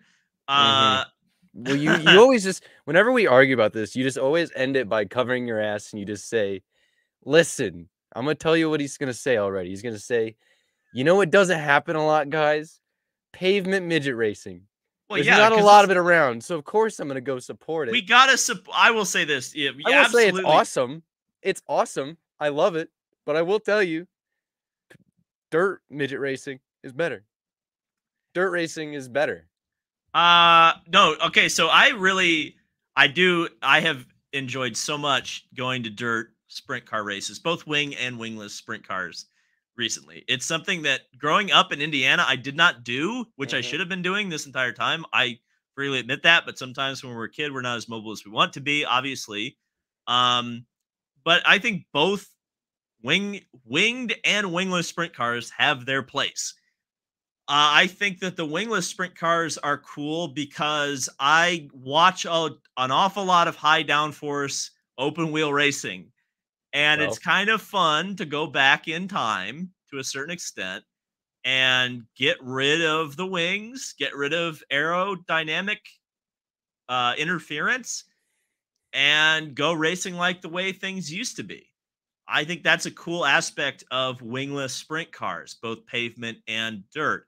That's not saying that wing sprint cars are not cool. They are so this is badass. It's way off unbelievable. base from what he's told me before. And let me also add context to this here. Okay, well, what are Let you me saying? also add context to this too. He is also an Indiana boy, which if you don't know, wingless sprint car racing happens in Indiana.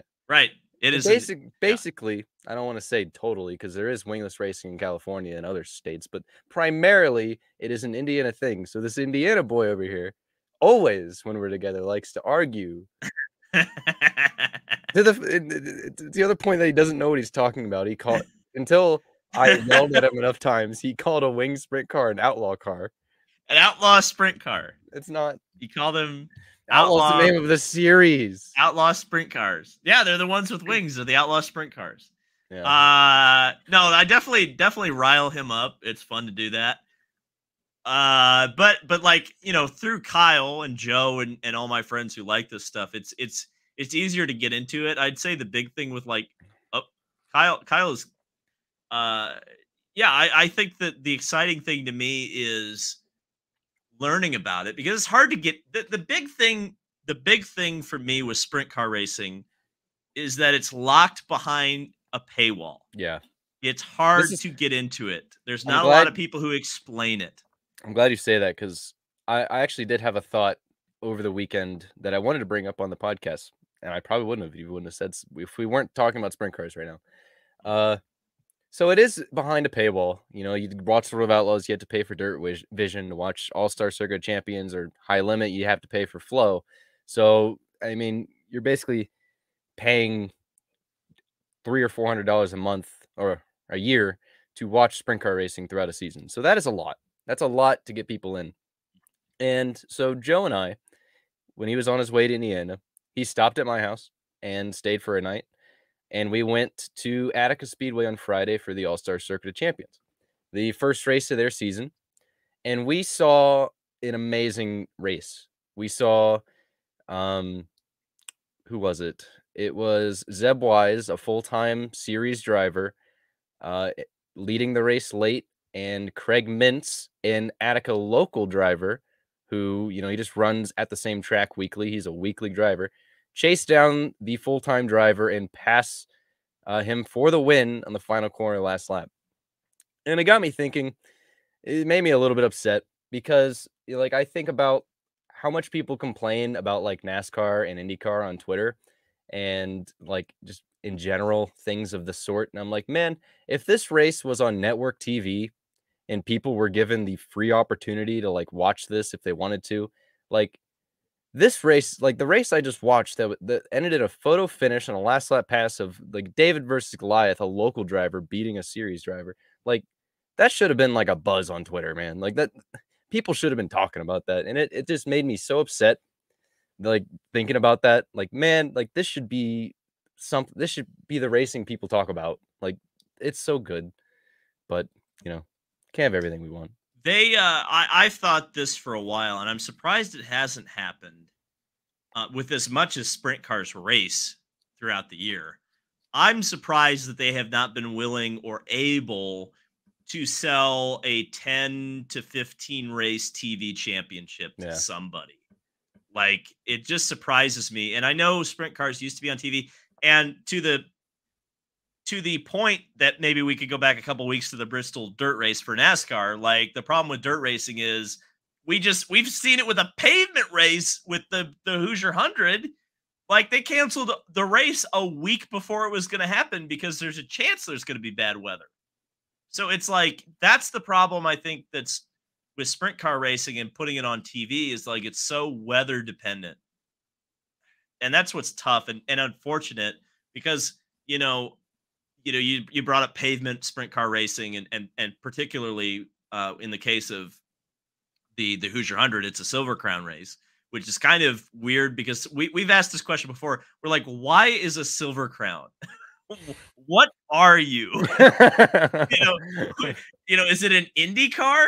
Is it a sprint car? Is it an Indy Lights car? Like, what are you? What are you? Who are you? Where did you come from? Who is your daddy and what does he do? I don't know what. Now I will say Silver Crown Racing is probably some of the best racing I've ever seen in terms of open wheel oval racing. It's amazing. Uh Sprint cars on a paved oval is amazing.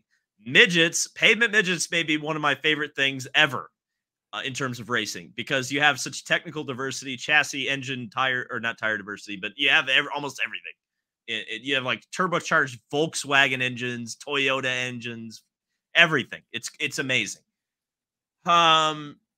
So it disappoints me that it doesn't have a bigger fan base, and I think a lot of it's self-inflicted for sure, which is unfortunate, and just the fact that it is behind a paywall, and if you're not into it or don't have someone who is into it who can help you get into it, it's Mhm. tough to get into it. Um, I would love to see. I said it once. I'll say it again. I would love to see more live TV coverage of sprint cars, whether that's pavement, whether that's dirt, whether that's winged, wingless, whatever. I don't really care. Maybe there's something that can be done with SRX and going to ESPN. I would love to see them kind of pick up the local race as well. If they're going to do Thursday Night Thunder again, why not? Show a midget race before Mhm. SRX, or a sprint car race, or a late model race, or a street stock race, whatever. It could be fun. I think it would be really fun to experiment with those sort of things. If you've got the TV time anyway, we know there's downtime between the SRX heats. Send some midgets out there and show them on TV. I don't know. These talking points are, and you gotta remember, gotta just fall right back into the depression, David.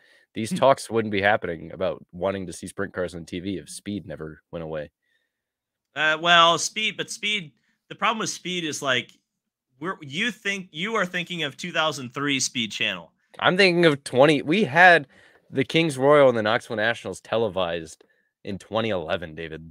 Okay, In well that's 2012. no, I Like, know, but that's two races. It's not like they didn't commit to it. They were like the 2012 Speed Channel still was like we got Bathurst. It's better than what we have now for sure. But yeah. Speed Channel, we have a lot of nostalgia for. Like at the time, I can tell you that Speed Channel sucked. Like at the end of its life, like they cut Wind Tunnel to 30 minutes. The Speed Report became completely useless to watch. It was totally NASCAR based, and when it wasn't NASCAR based, it was like Pinks All Out. It was not like the racing net. It was the racing network for like its first 3 years. Then it got bought by Fox Sports, and then Mhm. just gradually the racing went away, and trash reality television became the thing on Speed Channel. Are you Like, faster than a redneck? well, exactly. It's like what the hell? Erect life in the crash lane. I want to pull my hair out when you watch the 24 Hours of Le Mans and they show a wrecked life in the crash lane. Talk about not understanding your audience. Gee whiz. And then they cut away to show freaking truck practice instead of Le Mans. Are you freaking kidding me? There's 35 weeks in NASCAR. I don't know. Let's do super chats. I'm getting upset. We do have quite a bit of super chats, and if you want a super chat, now is the time. Let's go back to GNN NASCAR fan 24 who says, first ever IndyCar race in person. Congratulations.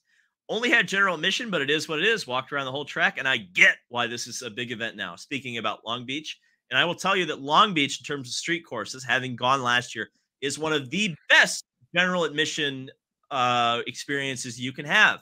There is a reason Long Beach has been around for 40 plus or 50 years now, right? As long as it has been around, and the fact that they set an attendance record.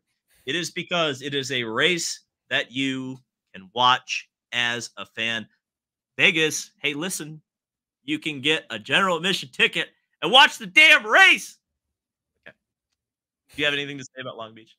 I've never been there, so it really wouldn't feel I don't really have much to say except for it is a good track. It is a good track. It is a great time. And I just wish it was easier to get to for media. Long Beach is set up in a way too, where it just on TV looks like a lot of people are there, which is a plus. Well, because there are a lot of people there. Yeah, but there's some races, IndyCar wise, where like Barber, for example, it's like you being there, like there's a ton of people there, but on TV it really doesn't look like it as much Mhm. because of just the way the track's laid out and where the people sit. But like Long Beach, we have all those people on the front straight. Um, Feels like in the area where Formula Drift happens at the end of the track, just feels like there's always you can see a ton of people. Yeah. Just the way it's laid out, you can just know. You just know. I judge a street circuit based solely on whether the start finish line and the pit lane are on the same part of the racetrack. That's what will determine whether a street course is successful or not. Take it to the shank. I am undefeated on that talking point. There is not a street circuit that has lasted that where the start finish line and the pit lane don't line up. Come at me. Baltimore. Didn't last. Taurus, couple of super chats from him. $20, which is crazy. So is your prediction that O'Ward and Dixon are now Indy rivals who will defy everything to get even? Hashtag Indy rivals. The Indy rivals campaign was not bad. I thought they were on the right track there. Yes, was it cringy? Sure. A lot of ad campaigns are. Defy everything. That was The worst. not so good. That's bottom of the barrel. Yeah, it was more bottom of the barrel than the John Mellencamp song or I Am Indy. Well, Come on, baby, take a ride with me. I'm up from Indiana down to Tennessee. I don't know. I feel like I Am Indy is going to be more memorable than Defy Everything because No, that's definitely it is memorable. Yeah, it is memorable. That you know what? I Am Indy was 10 years too early. If that had come out in 2017, it would have been a major meme. Everyone would have talked about it. Yep. Everyone would have made fun of it, but it would have actually done numbers. Yeah. That could have been something that would have been so bad it's good. I feel like if they brought it back, did like a that's actually a great idea. that honestly, that's unironically a good idea. You know what? Hear me out. Hear me out, IMS. Since they've loved the like "This is May" slogan, how about you change "I Am Indy" to "This is Indy," and you make a little cover song, you know? Oh, if they covered it, they probably own the rights to that song, though. Make a little cover and switch it to "This is Indy." This is Indy. You can have the drivers sing it. There's your TikTok content. Yeah. Have the drivers that's TikTok content. Hey, we could do that. It doesn't have to be the same. Actually, yeah, we will do that. By the way, drivers, if you're listening, we're asking you to do that on Wednesday, Thursday. Get ready. Get ready. Tara says 3 races in, which teams are having the best, most surprisingly good, and surprisingly bad start to the season? I think we actually covered this, didn't we? Shank has been surprisingly bad. Carpenter's been surprisingly bad. Surprisingly good, I would say Juncos, even though they were surprisingly bad at Long Beach. Yeah, but they're going to be the ones at Indy that are surprisingly good. Like yeah, their speed at Indy hasn't been the worst. So, Vinny says starting late, but should IndyCar go to a 9 oval, 11 road race schedule and leave May all alone for the 500? Yes, yes, Vinny. That's what they should do. I would be very happy with that situation. It'll never happen, but I would be very happy with that. That would make me very happy. Bless you, Kyle. Thank you. Do you have any opinion on leaving May all alone for the 500 and having a 20 race schedule with 9 ovals? Yeah, I wouldn't be opposed to that. All right. I still don't hate the GP like you do. You know what? Here's the thing, Kyle. I didn't used to hate the GP. I supported the GP for the longest time. I just got sick of it. I just don't think but I don't even think you should totally get rid of it. I just say move it to the first week of May. The only reason you can't do that right now, by the way, as I realized by watching the TV, is that's the Kentucky Derby and NBC is busy that day. Mm-hmm. So maybe if the TV partner changed, you could move the GP.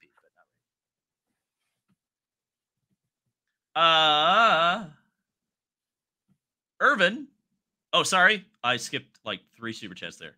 Henry says, how to fix May without overcrowding the brickyard with nonsense.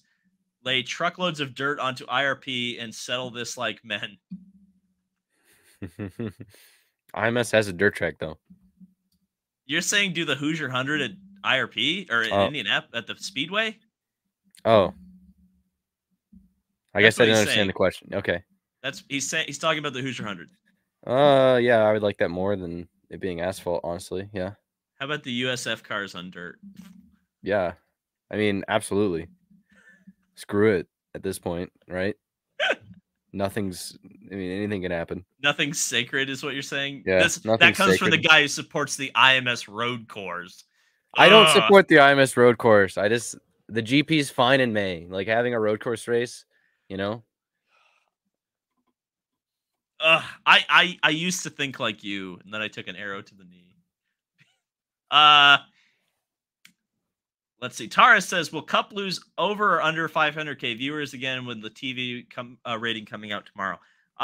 They'll probably lose because they're on FS1. I doubt Chase Elliott actually has that big of an effect.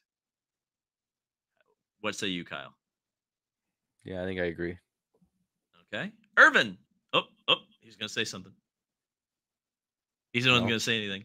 Irvin says, I went to the NY Auto Show, New York Auto Show. I have to say, Toyota set up their show floor with NASCAR Cup/truck show cars and trying out Paralympic sports like the wheelchair basketball. It's also fun to new cars. Yeah, I've been to the New York Auto Show once. There was actually some IndyCar presence there. I believe Honda had a show car for Alexander Rossi there because he had won the 2016 500.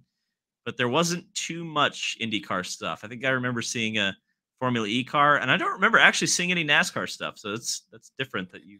Yeah, I've had the same experience. I went to the Detroit Auto Show in 2017, and they had the Pagano champion car, Rossi. I mean, IndyCar had a whole booth at the Detroit Auto Show for like 2 years. They had their own section where they had a stage with a screen.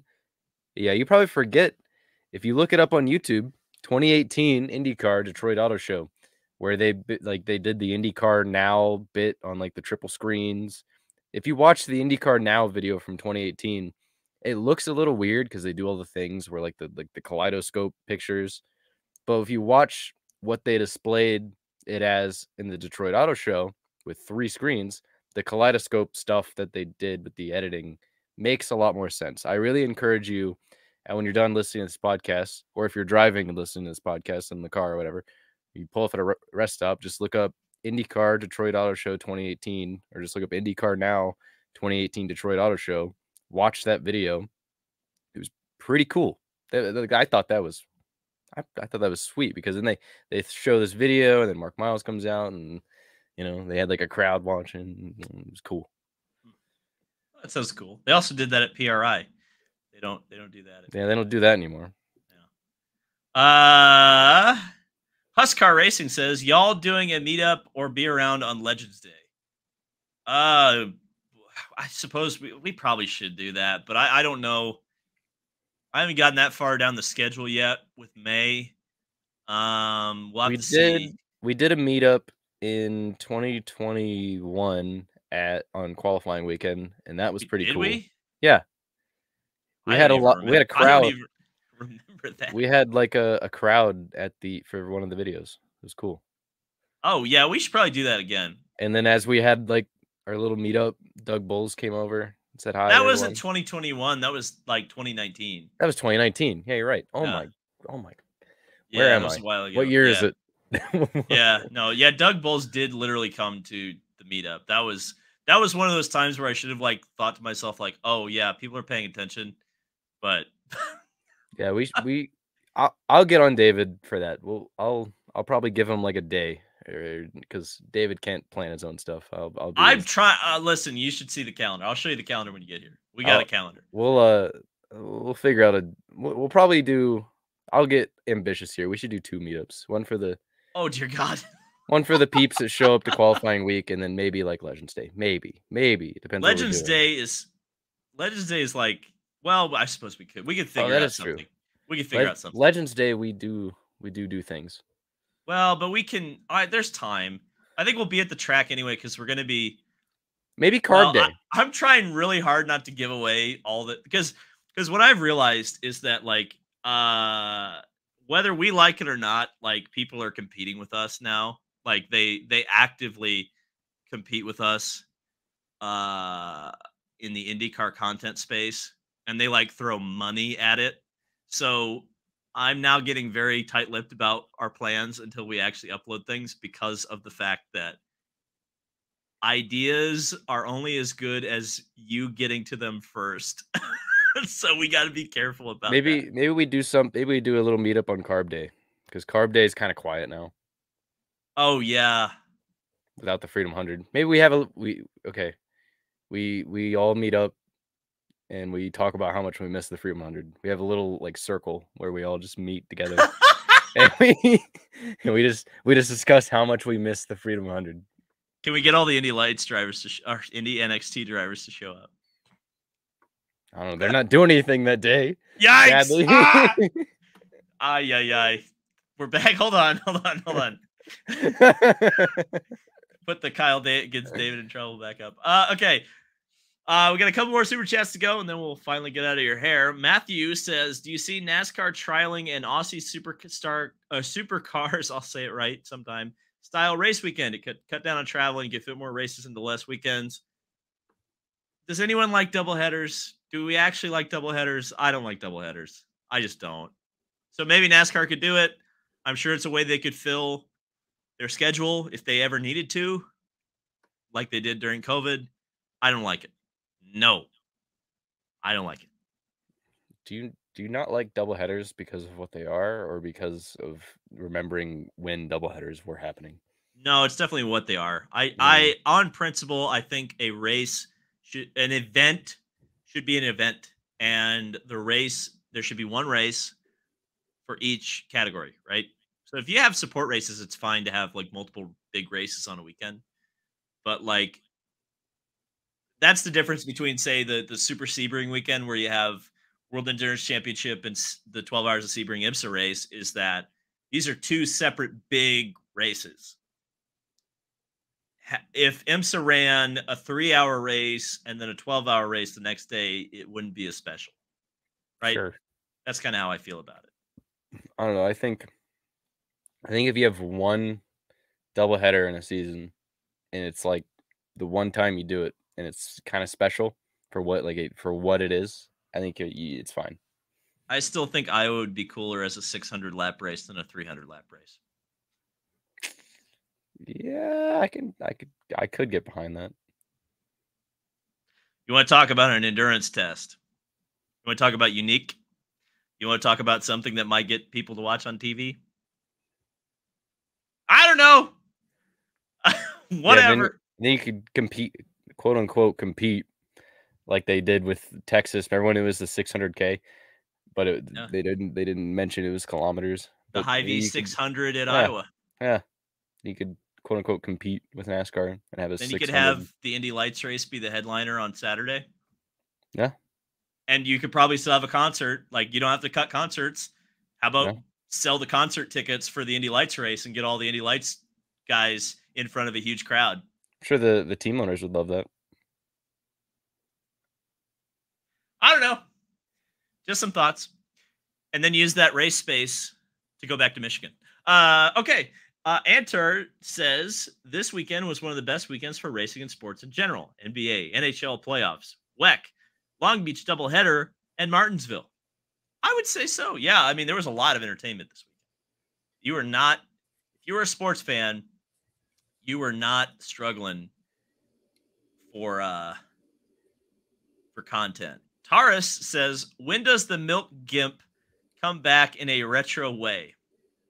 If you're not aware what the Milk Gimp is, it's when Joseph Newgarden dressed up in a freaking leather cat suit, and I'm not joking, for the ABC. I wish, this is not a meat. Like, none of this is false or not easy to search on Google. So I'd be very careful with your search history if you don't want your algorithm completely screwed up. He got in a cat suit, a leather cat suit, and sat in a bath and poured milk on himself. If you Somebody don't should think ask him. Joseph Newgarden's ride or die for IndyCar, Somebody should ask him about that. I want like a retrospective on that. oh boy, so what you're saying is our interview with Joseph Newgarden 2 days from now is going to be, can you sing I Am Indy? And do you remember when you wore a gimp suit? Like, what are we doing? Milton says F1 fans and other YouTubers like gimmicks from what I saw after Melbourne. They are now making sprints standalone races. Yeah, I don't like the F1 sprints either. And that's just I don't know what the Zoomer feels about that. But I don't like the sprint races. I don't think the Zoomers have really any opinions on them, which kind of just makes the point that they don't really do anything. Well, there you go. So, yeah, there you go, Stefano. Listen, Stefano. Nobody likes the sprint races, even the Zoomers. Knock it off. Okay.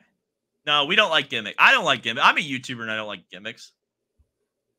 NYR Metros, and I guess this will be the last super chat, and then we'll go offline. Did you have a post IndyCar race bison burger? Oh, that's a throwback. That is a throwback. He has been super chatting that for probably 7 years at this point. That is commitment to the bison burgers. I've never had bison before. Where can I get one? I still haven't had one. It's been 3 years. Boston I've just says, been waiting. What's up with IndyCar's tweet 5 minutes ago? That is a super chat. What did IndyCar say 5 minutes ago? Hold on. We've got live coverage of an IndyCar tweet. Oh, okay. No, okay, so IndyCar made a tweet about the Callum Ilott situation.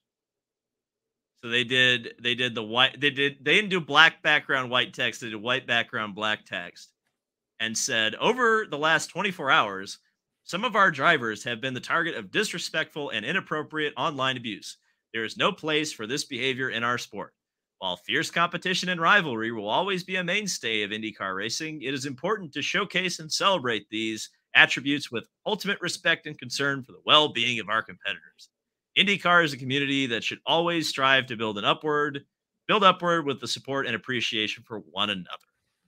So that's in direct response to the stuff that Callum Ilott got yesterday. I would assume that's what that's about. Seems so. And they turned off replies, which is always a good strategy on YouTube or on Twitter. Yeah. Yeah, and it seems like a lot of people are confused, more or less, because this is the problem with statements like this, is sometimes like people don't understand what it's about if they don't have the context. So, yeah, it's weird. Yeah, like all the quote tweets are like, what? Because I'll be honest, like I'm pretty plugged in, and I had no idea about the Callum deal until like, But Callum tweeted about it. Oh, he did. But I didn't see any of the tweets until this afternoon. So yeah, so IndyCar made a statement on that. Yeah, good for them sticking up for their drivers, I guess. Yeah, that's so yeah, if you're confused about that statement, we did talk about it earlier in the podcast. For those of you on the live viewership, commenting on what was going on with Callum Ilott and some of the people who had an adverse reaction to the Augustine Canapino incident earlier. So, yeah, there we go. But I will say this: it's been. Listen, we had a live news report. I should have played the ABC News Sunday theme, but no, it's a good week coming up. I think we're busy. We are very busy. Some of the things you will see soon, and some of the things you'll see in a little while. But it's always exciting when Indy cars are on the Indianapolis Motor Speedway. And because there's no Hoosier 100 to go to this weekend, we get to watch Talladega in its entirety. So that'll be exciting as well over on the NASCAR side of things. So thank you guys so much for listening. I hope you've enjoyed this podcast. And if you did, leave a like on it. And if you are on a podcasting platform, leave a 5-star rating. Please. Don't forget to do all the plugs this time. Follow David on Twitter. Follow me on Twitter. No, don't follow me on Twitter. That's a Well, bad. follow me on Twitter. Don't At follow Racing me on Nation Twitter, TV. especially if you're a PR person. Don't follow me on Twitter. It's just asking for trouble. Please At don't do Racing that. Nation TV. Shameless plug. And also, Instagram. I have to say, we have to do the thing. Oh. We did match diecast today in honor of the Long Beach Grand Prix. Yes, we did. Actually, I have two of these. I have one in the box and then this one I bought loose. So what is wrong with you? That was COVID depression. That's what we call that. Oh. COVID depression and stimmy checks. That's what happened there.